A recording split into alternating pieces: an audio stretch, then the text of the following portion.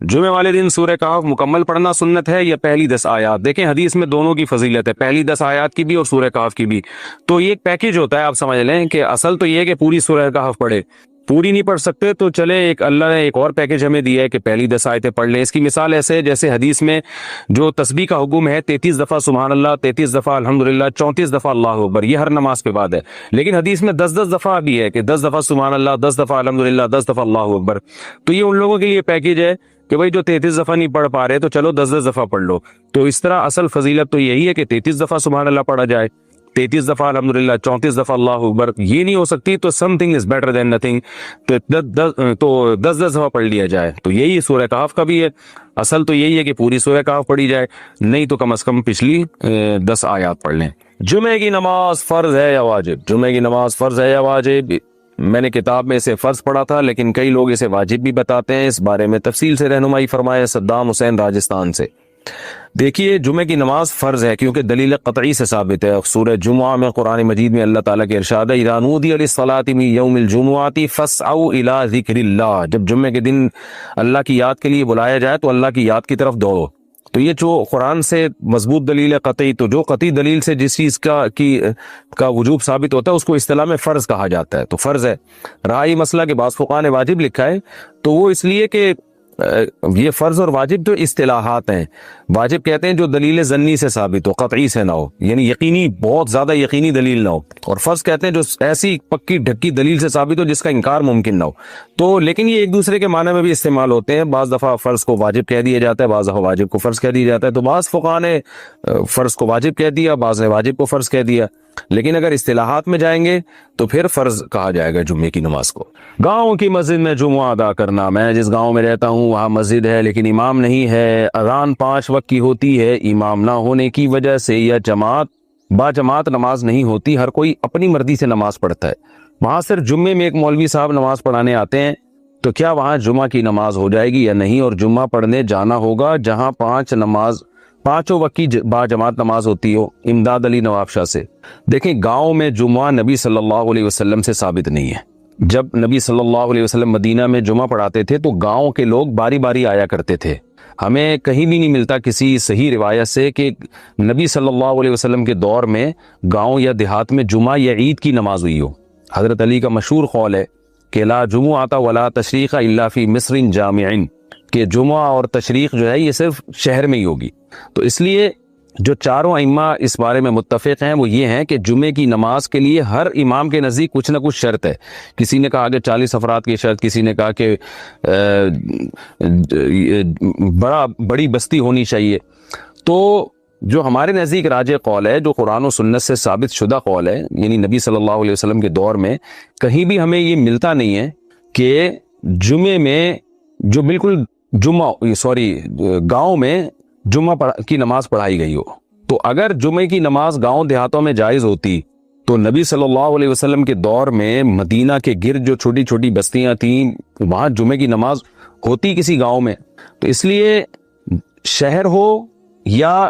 قصبہ کبیرہ، بہت بڑا قصبہ ہو جو شہر جیسا ہوتا ہے۔ اچھا شہر کی ڈیفینیشن کیا ہے؟ عرف میں جس کو شہر سمجھا جائے، تو یعنی جس میں 2 رویا دکانیں ہوں، ہسپتال ہوں، تھانہ ہو، یہ تمام جو شہر کے لوازمات ہیں وہ جس جگہ پہ پائے جائیں گے اس کو شہر کہا جائے گا۔ جس جگہ یہ نہیں ہوں گے، وہ دور دراز علاقوں میں چند لوگوں کا ایک جتھا رہتا ہے، اس کو شہر نہیں کہتے۔ تو یہ عرف سے چینج بھی ہو سکتا ہے۔ تو اس لیے اگر آپ جس علاقے میں رہتے ہیں وہ واقعی گاؤں ہیں، قصبہ کبیرہ بھی نہیں ہے، بڑی بستی بھی نہیں ہے اور شہر بھی نہیں ہے، تو پھر جمعے کی نماز وہاں پر درست نہیں ہے۔ مفتی صاحب بڑے بھائی کا چھوٹے پر کیا حقوق ہیں؟ بڑا بھائی جو ہے نا وہ چھوٹے بھائی کی طرح ایسے جیسے آپ کا باپ، تو بڑے چھوٹے کو چاہیے بڑے کو ایسے حق دے جیسے اپنے باپ کو۔ ہمارے یہاں اکثر چھوٹے بھائی بڑے کا احترام نہیں کرتے، دوستوں کو زیادہ ویلیو دے رہے ہوتے ہیں، ابے یہ کیا، ابے یہ کیا۔ میں لوگوں سے کہتا ہوں کہ تم اگر خدا نخواستہ ایکسیڈنٹ ہوا روڈ پہ پڑے ہوئے لوگ سب سے پہلے تمہارے بھائی کو فون کریں گے کہ اس کو اٹھا کے لے کے جاؤ، اور وہ کتنا بدتمیز بھائی ہوگا لیکن وہ آئے گا، تمہیں اٹھائے گا، پیسے ہوں گے خرچ کرے گا، نہیں ہوگا لوگوں سے بھیک مانگے گا۔ وہ یہ بلڈ ریلیشن کا آلٹرنیٹ اللہ نے کوئی پیدا نہیں کیا، چاہے وہ 24 گھنٹے میں ایک دفعہ بھی نہ تمیز سے بات کرتا ہوں، ملتے ہی نہیں، بہن بھائی بہت سے ملتے ہی نہیں ہیں ایک دوسرے سے، لیکن جب کوئی بڑی مصیبت آتی ہے تو کون کام آتا ہے؟ ریلیشن۔ وہ روتے ہیں آپ کے دکھ پہ، وہ آپ کی خوشیوں میں ہنستے ہیں۔ تو اس لیے اسلام نے جب اسلام نے 2 اور 2 4 کی طرح کہہ دیا کہ اولو الارحام جو رشتے ہیں وہ ایک دوسرے پر اللہ نے ان کو فوقیت دی ہے، تو اس لیے ان رشتوں چاہے بھائی ہو بہن ہو کوئی بھی ہو ان کو تو جوڑ کے ہی رکھنا ہے۔ البتہ بڑے بھائیوں سے ایک میری گزارش ہے کہ چھوٹا جو بھائی ہے نا اس کے ساتھ اگر آپ کا معاملہ ایسا ہوا کہ چھوٹے کو لگا یہ کہ میرا بڑا بھائی مفاد پرست ہے، اس کے اصول اپنے لیے کچھ اور ہیں ہمارے لیے کچھ اور ہیں، تو سمجھ لو کہ پھر چھوٹے کے دل میں بڑے کی ویلیو رہے گی نہیں۔ یہ گھروں میں کامن ہے، بڑا بھائی چھوٹے پہ جو ڈھونس جما رہا ہوتا ہے نا اور اوٹ پٹانگ یوں یوں کر رہا ہوتا ہے تو چھوٹے کو یہ لگتا ہے کہ یہ جو تربیت کی باتیں کر رہا ہے نا اس کا مقصد تربیت نہیں ہے، اپنا روب جھاڑنا ہے، تربیت کا لیبل لگا ہوا ہے، مثلا اپنی ٹھڑک پوری کرنی ہے غصہ نکال کے۔ سمجھ رہے ہو کہ نہیں سمجھ رہے؟ مثال کے طور پر بڑا ہم ہر موقع پر نا اپنے آپ کو ترجیح دیتا ہے، چھوٹے کو پیچھے رکھتا ہے، تو چھوٹے کے دل میں احساس پیدا ہوتا ہے کہ یہ میرا خیر خواہ نہیں ہے۔ سمجھ میں آ رہی ہے بات؟ چھوٹے کے دل میں احساس پیدا ہوتا ہے کہ یہ میرا خیر خواہ نہیں ہے۔ وراثت کے معاملات میں اور بیسیوں قسم کے معاملات میں ہمیشہ اپنے آپ کو آگے رکھنا، چھوٹے کو ہمیشہ پیچھے رکھنا، تو چھوٹے کے دل میں آتا ہے یہ بڑا بس ایسا ہی ہے۔ تو بڑا اگر تھوڑا سا چھوٹے کا خیال کر لینا، اس کو یہ باور کرا دے کہ میں تم سے زیادہ تمہارا خیر خواہ ہوں، تو پھر چھوٹے کو چاہیے ادب بھی کرے، مار بھی کھائے، ڈانٹ بھی برداشت کرے، پھر وہ چھوٹے کو اعتماد آتا ہے یار یہ ڈانٹ رہا ہے میرے فائدے کے لیے۔ باپ کے بارے میں یہ اطمینان ہوتا ہے عام طور پہ، باپ میں جیلیسی نہیں ہوتی نا بچوں سے، عام طور پہ باپ تو چاہتے ہیں میرا بچہ مجھ سے بھی آگے نکلے، لیکن بھائی کے بارے میں نا تھوڑا سا حسد کا عنصر بھی ہوتا ہے۔ باپ سے حسد کا عنصر نہیں ہے، باپ تھپڑ مارے بیٹا اتنا بگڑتا نہیں، بھائی جب مارتا ہے نا تو چھوٹا بھائی باغی بننے کا خطرہ ہوتا ہے، کیونکہ چھوٹے بھائی کو یہ یقین نہیں ہوتا کہ یہ میری خیر خواہی میں مار رہا ہے، یہ کوئی ٹھڑک نکال رہا ہے۔ جیلیسی تو بھائیوں میں ہوتی ہے کہ نہیں ہوتی؟ یوسف علیہ السلام کے بھائیوں نے تو کنویں میں ڈال دیا تھا نا، تو بھائیوں میں جیلیسی کا خطرہ ہوتا ہے، تو بھائی اس کو یہ باور کرانا پڑتا ہے اپنے عمل سے کہ میں تم سے حسد کا بالکل بھی شکار نہیں ہوں، میں تمہارا خیر خواہ ہوں جیسے ابا خیر خواہ ہیں۔ جس دن چھوٹے بھائی کو یہ اطمینان ہو جاتا ہے نا پھر وہ کیئر کرتا ہے، تو یہ بڑے کی طرف سے ایٹیٹیوڈ ایسا ہوتا ہے۔ دوسری بات یہ کہ بڑا چھوٹے بھائی کے سامنے اپنے باپ سے بدتمیزی کر رہا ہے اور پھر وہ امید رکھے کہ چھوٹا بھائی میرا احترام کرے گا، تو یہ ایک لطیفہ ہے جس پہ جتنا ہنسا جائے کم ہے۔ آپ ماں کے سامنے بدتمیزی سے بات کر رہے ہو اور آپ کو میرے چھوٹے میرا ادب نہیں کر رہے، تو چھوٹے دیکھ رہے ہیں تو ہماری ماں کا ادب کرتا نہیں ہے۔ ہمارے حضرت فرمایا کرتے تھے کہ جو ٹیچر اپنے طلبہ کے سامنے اپنے ٹیچروں کی برائی کر رہا ہے نا تو اس وقت طلبہ ہنس رہے ہوتے ہیں اور کہہ رہے ہوتے ہیں واقعی، لیکن اس ٹیچر کی ویلیو طلبہ کے دل میں 2 ٹکے کی نہیں رہتی ہے، ٹھیک ہے نا؟ وجہ اس کی وہ کہتے ہیں جب تم اپنے ٹیچروں کا برائیاں کرتے ہو، احترام نہیں کرتے، تو ہم سے اپنا احترام کیسے کرواؤ گے؟ تو آپ اپنے چھوٹوں کے سامنے اپنے باپ کا احترام کریں، باپ نے ڈانٹا آپ چپ کر کے برداشت کریں، پھر آپ بھائی کو ڈانٹیں گے نا چھوٹے کو، وہ بھی برداشت کرے گا، نہیں کرے گا تو غلط کر رہا ہے۔ لیکن آپ اپنے ابا کی ایک لفظ برداشت نہیں کرتے اور چھوٹے کے سامنے چیختے ہو، وہ آگے سے جواب دیتے تو آپ کو غصہ آتا ہے، تو یہ بے وقوفی ہے آپ کی۔ تو میں نے دیکھا ہے جس بڑے بھائی نے اپنے چھوٹوں کے سامنے اپنے ماں باپ کا بہت احترام کیا، ڈانٹیں کھائیں، مارے کھائیں، ایک لفظ نہیں بولے، چھوٹے آٹومیٹیکلی بڑے کا احترام کرنا شروع کر دیتے ہیں۔ لیکن آج کل یہ گھروں میں ہو نہیں رہا ہے، اپنے بڑوں کا احترام کرتے نہیں ہیں اور نتیجہ یہ نکلتا ہے کہ پھر چھوٹے احترام نہیں کرتے۔ تو اس کو ختم کرنے کی کوشش کریں، اور بڑے کو چاہیے کبھی چھوٹے کو گفٹ وفٹ بھی دے دیا کرے، پیسے ویسے ہاں ڈال کے پیسے دے دیا کرے، اپنی ذمہ داری تو پوری کرے نا، آگے پھر وہ بدتمیزی کرے تو بری بات ہے۔ وراثتیں تقسیم نہیں ہوتی، بڑا بھائی وراثتیں کھا جاتا ہے، ابا کی ساری کاروبار پہ قبضہ کر کے بیٹھ جاتا ہے، چھوٹوں کو ہوتا ہے یار یہ بڑے ہونے کا ناجائز فائدہ اٹھا رہے۔ بڑے کا مطلب یہ تو نہیں کہ تمہاری ساری بزنس سارا تمہارا ہے، یہ تو مطلب نہیں ہے نا بڑے ہونے کا، تم خود سے جا کے تقسیم کرو، ان کی وراثت ان کو دو۔ سالن میں بوٹیاں خود کھا جاتا ہے، شوربہ ان کے لیے چھوڑتا ہے۔ مودی سے میں نے کہیں سنا ہے کہ یار یہ لمبا پڑھ کے بتا دو کیا ہے وضو میں گردن کا مسح کرنے کا صحیح طریقہ کیا ہے؟ گردن کا مسح ایک روایت سے ثابت ہے جو بہت زیادہ مضبوط روایت نہیں ہے، تو کمزور روایت ہے، اسی بیس پہ احناف نے اس کو سنت بھی نہیں کہا بلکہ کہا ہے کہ بہتر ہے کر لو، نہیں بھی کرو تو کوئی حرج نہیں ہے، تاکہ جو جس لیول کی دلیل ہے اس کو اتنا ہی رکھا جائے۔ اب اس میں جو ہمارے یہاں کتابوں میں عام طور پہ منقول ہے یوں کر کے کیا جائے، تو یہ منقول تو ہے، لیکن مسح تو شریعت میں جو ہمارے مفتی رشید صاحب فرمایا کرتے تھے مسح تو ہمیشہ یہاں سے ہوتا ہے، تو اس لیے گردن کا مسح اگر کسی نے کرنا ہے تو یہیں سے کرے، یوں کر کے، کیونکہ مسح کا یہ الٹے ہاتھ سے مسح شریعت میں اس کی کوئی نظیر ملتی نہیں ہے۔ تو جب بھی مسح کا لفظ آئے گا تو وہی مسح ہوگا جو شریعت میں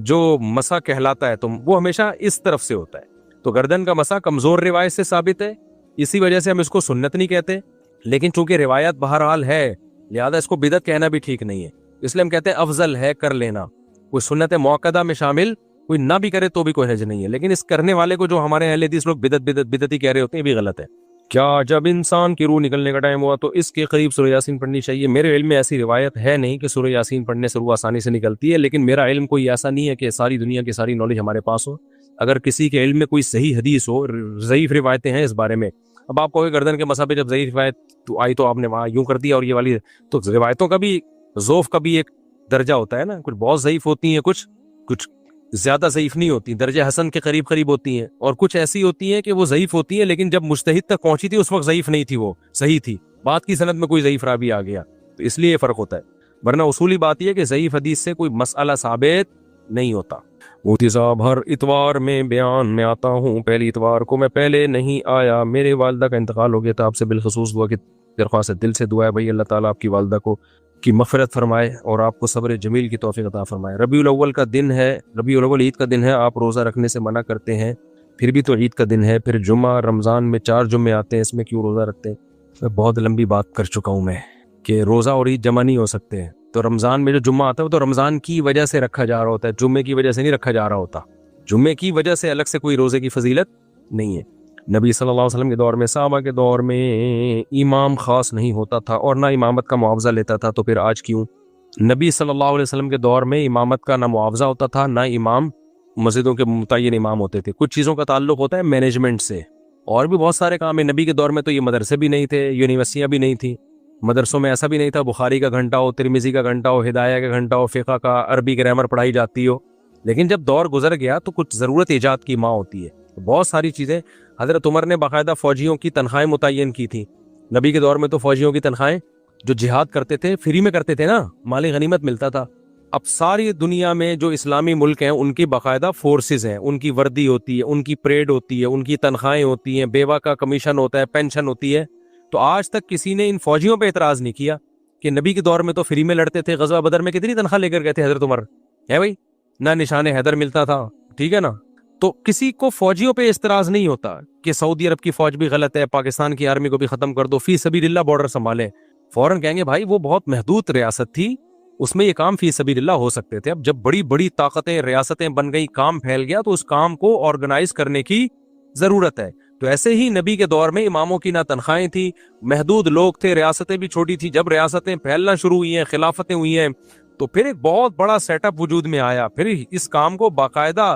جب تک پراپر وے میں نہ کیا جائے تو یہ نمازوں کے ضائع ہونے کا خطرہ تھا۔ آج جو لوگ کہتے ہیں نا امام کو تنخواہ نہیں لینی چاہیے، آپ 100 مسجدیں بناؤ بغیر تنخواہ کے امام رکھو اس میں، تو 80 مسجدیں تو تھوڑے دنوں میں بند ہو جائیں گی اور 20 میں پھڈے شروع ہو جائیں گے، وہ کہے گا میں نماز پڑھاؤں گا، وہ کہے گا تیرا باپ نماز پڑھائے گا، دیکھتا ہوں کیسے تو نماز پڑھاتا ہے، کوئی کہے گا اس کی تلاوت ٹھیک نہیں، کوئی کہے گا اس کا یہ ٹھیک نہیں، وہ نکالو وہاں سے، اور پھر بعض تو مسجدیں خالی ہو جائیں گی۔ تو پریکٹیکلی فقہاء نے دیکھا ہے، 6 امام ابو حنیفہ کے نزدیک تو امام کی تنخواہ جائز ہی نہیں ہے، فقہ حنفی میں اماموں کو اور مؤذن کی تنخواہ جائز نہیں ہے، لیکن فقہ شافعی میں جائز ہے، فقہ حنبلی میں بھی جائز ہے، لیکن 600-700 سال کے بعد احناف نے دیکھا کہ اب نمازیں ضائع ہوں گی، کیونکہ امام کو اگر فارغ ہو کے 5 ٹائم نماز پڑھاتا ہے کوئی شخص فری میں، تو وہ اپنے گھر کے وہ باقی کام کرنا اس کے لیے مشکل ہو جاتا ہے، ناغے ہوں گے، تو نتیجہ نکلا انہوں نے بھی فقہ شافعی پہ فتویٰ دیا، پھر اجتہاد کیا اور اس کو چینج کیا، تو چونکہ ان کو اسلام کو بچانے کی فکر تھی نا، تو جس کو فکر ہے تو وہ تو یہ بات کرے گا، ورنہ یہ ایسے ہی ہے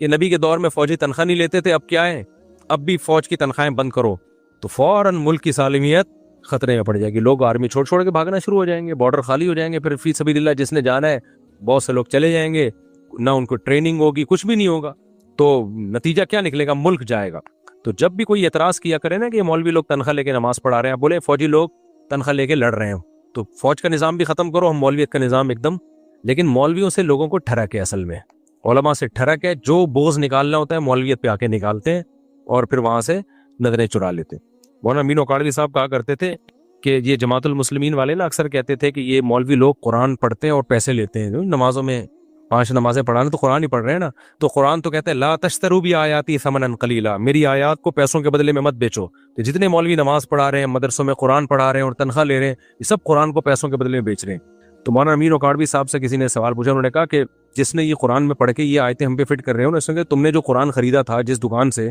تو اس کو یہ آیت کیوں نہیں سنائی کہ اللہ کہہ رہے ہیں میری آیتوں کے چند ٹکوں کے بدلے میں مت بیچو، اور تم تو پورا قرآن مجھے پیسوں کے بدلے میں بیچ رہے ہو، پورا قرآن تم نے پیسے لیے اور الحمد سے لے کے الناس تک بیچ دی۔ تو وہ کیا کہے گا بھائی یہ اس کا یہ مطلب نہیں ہے، تو اس کو بولو پھر اس آیت کا بھی یہ مطلب نہیں ہے. اس آیت کا اصل مطلب یہ ہے کہ قرآن میں یہودی تحریف کرتے تھے تورات انجیل میں پیسوں کے بدلے میں. یہ ہے قرآن کو بیچنا. تو اگر کوئی مولوی لوگوں سے پیسے لے کے قرآن کا غلط مطلب بیان کر رہے ہیں تاکہ لوگ خوش ہو جائیں, تو اس کو قرآن کا بیچنا کہیں گے. ان کا تنخواہوں کا قرآن کے بیچنے سے کوئی تعلق نہیں ہے. ہر آدمی ہر شاخ پہ الو بیٹھا ہے آج کل نا. ہر اسکالر قرآن حدیث کو اپنی مرضی سے ادھر ادھر پھیر رہا ہے. اقبال کہتے تھے ہر شاخ پہ الو بیٹھا ہے, انجام گلستان کیا ہوگا. نبی صلی اللہ علیہ وسلم کے دور میں خاص امام نہیں ہوتا تھا. علماء سے حدیث سنیے کہ اللہ نے اگر آپ کو مال دیا ہے تو اس کا اظہار ہونا چاہیے. لیکن حضرت عمر جو خلیفہ تھے انہوں نے اپنی زندگی فقر اور پیوند لگے کپڑوں میں گزاری. اس کی وجہ تھی حضرت عمر کے پاس مال ہی نہیں تھا. صحیح حدیث ہے, ان اللہ یحب ان یرا اثر نعمتہ علی عبدہ. اللہ چاہتے ہیں تمہیں اللہ نے مال دیا تو تمہارے لباس سواری پوشاک سے جھلکنا چاہیے. اب میں ریوو میں گھوم رہا ہوں نا, بہت لوگوں نے کمنٹس کیے ہوتے ہیں یہ مولوی لوگوں کو سادگی کی تعلیم دے رہے ہیں, خود ریوو میں گھوم رہے ہیں. دیکھو اگر میرے پاس ریوو کے پیسے ہیں اور میں پھٹ پٹی پہ گھوموں تو یہ پھر اعتراض ہونا چاہیے کہ حدیث میں تو آتا ہے تمہارے پاس مال ہے وہ نظر آنا چاہیے. حالانکہ ہمارے پاس اتنا مال ہوتا بھی نہیں, نظر زیادہ آ رہا ہوتا ہے کیونکہ ہم کنجوسی نہیں کرتے. میرے پاس تو پیسے تھے نہیں, میں نے ریوو خرید لی قسطوں پہ, ٹھیک ہے نا. تو لوگوں میں کنجوسی ہوتی ہے, بہت پیسہ ہوتا ہے, پھٹ پٹیوں میں گھوم رہے ہوتے ہیں. ایک نے ہونڈا 50 پہ گیس لگوانے آیا ہوا تھا, مالدار آدمی تھا. میں نے کہا کچھ شرم کرو, ایک تو ہونڈا 50 اب تو آتی بھی نہیں وہ, اس کو تو پیٹرول پمپ کے قریب سے چلا دو تو سونگ کے ہی 1 کلومیٹر چلی جاتی ہے یہ, اس پہ گیس لگوا رہے ہو. اور میں اس سے بہت غریب تھا اور میں نے رکھی بھی تھی GTO 125. لوگ کہتے تھے اس مولوی کو دیکھو عیاشی کر رہا ہے. بھائی عیاشی کے بجائے آپ بولو سخاوت کر رہا ہے, کنجوسی سے کام نہیں لے رہا. جتنا اللہ نے دیا اس کو اپنے اوپر. یہ 2003 کی بات کر رہا ہوں, 2005 کی بات کر رہا ہوں. میرے پاس GTO 125 تھی جو بڑی مہنگی گاڑی تھی. ہمیں بچپن سے ہی شہزادوں والی زندگی گزارنے کا شوق ہے, تو اس لیے جلو مت کس میں گھوم رہا ہے. اس وقت بھی لوگ کہتے تھے اس مولوی کو دیکھو GTO 125 میں گھوم رہا ہے. تو کیا زمانے کے حساب سے GTO 125 میرے پاس پیسے تھے تو میں نے لے لیے. تو خیر اچھا, تو اب اس میں جو مطلب ہے کہ حدیث میں آتا ہے کہ جب پیسہ ہو تو وہ کیا ہونا چاہیے, نظر آنا چاہیے. تو یہاں اشکال حضرت عمر پہ بھی ہوتا ہے, نبی پہ بھی ہوتا ہے کہ نبی نے ایسی لائف کیوں گزاری. بھائی پیسہ تھا ہی نہیں. اور آپ کہہ سکتے ہو کہ نبی کے پاس تو بہت پیسہ آتا تھا شام تک بچتا نہیں تھا. یہ حدیث ان لوگوں کے بارے میں ہے, رکھا ہوا ہے, وہ استعمال نہ کریں. اگر کوئی اتنا بڑا ظرف ہے, صبح پیسہ آیا شام سے پہلے سارا صدقہ ہو گیا, پھر تو بھائی وہ غریب ہو گیا. اب کیا گاڑی خریدے گا وہ. تو یا تو اتنا بڑا حوصلہ پیدا کرو کہ صبح پیسہ آیا شام سے پہلے سارا صدقہ. تو اتنا بڑا حوصلہ میرا نہیں ہے, کیونکہ میں نے یہ حوصلہ رکھ بھی لیا تو میرے بچوں میں یہ حوصلہ نہیں ہے. ہمارے نبی کی تو بیویوں میں بھی یہ حوصلہ تھا نا. اور جو سالے تمہارے اندر خود حوصلہ نہیں ہے اس کو دوسرے کو مشورہ کیوں دے رہے ہو. جیسے اکثر لوگ مجھے کہہ رہے ہیں فلسطین مفتی صاحب جہاد پہ نہیں جا رہے, میرے خلاف کلپ بنا رہے ہیں. میں نے ایک آدمی نے میرا بہت خون پیا, مفتی صاحب فلسطین جہاد پہ کیوں نہیں جا رہے ہو, وہ بہت میرے خلاف کلپ. میں نے کہا یار یہ اگر گرنیڈ ہاتھ میں رکھ کے فلسطین جا رہا ہوتا نا اور میرے خلاف کلپ بنا رہا ہوتا کہ مفتی صاحب شادیوں کی باتیں کر رہے ہیں, میں واقعی شرم سے ڈوب کے مر جاتا. یہ کون سا بم ہاتھ میں لے کے بیٹھا ہوا ہے, یہ بھی تو یوٹیوب پہ بیٹھ کے بس جہاد کی باتیں کر رہے ہیں نا. باتیں کرنے پر گورنمنٹ کی طرف سے کوئی پابندی نہیں ہے. جہاد کی ویلیو کے ہم آپ سے زیادہ قائل ہیں, اور فلسطین کا مسئلہ جہاد کے بغیر حل ہو بھی نہیں سکتا. لیکن آپ جو علماء پہ اعتراض کر رہے ہو, جہاد کر نہیں رہے, باتیں کر رہے ہیں, باتیں, تو آپ بھی تو خالی باتیں ہی کر رہے ہو نا. آپ کون سا کر رہے ہو عملی طور پہ جہاد. تو اسی طرح جو آدمی اتنا بڑا حوصلہ ہو کہ صبح پیسہ آیا شام سے پہلے سارا صدقہ کر دیا, وہ میرے خلاف کلپ بنائے کہ مفتی صاحب نے ریوو صدقہ کیوں نہیں کی ابھی تک, یہ مرغیاں کیوں پالی ہوئی ہیں, ساری کٹ کٹا کے غریبوں کو کھلا کیوں نہیں دی. ایسا آدمی کرے گا تو میں شرمندہ ہوں گا, یار اس کا حوصلہ جو اللہ نے دیا میرے اندر وہ حوصلہ نہیں ہے. یہ باتیں وہ کر رہے ہوتے ہیں جن کے پاس جو غریبوں کے لیے 5 روپے نہیں ان کی جیب سے نکلتے, وہ یہ باتیں کر رہے ہوتے ہیں ان مولویوں. آپ کو کیا پتا کتنا رکھا ہوا ہے, کتنا صدقہ کر رہی ہے.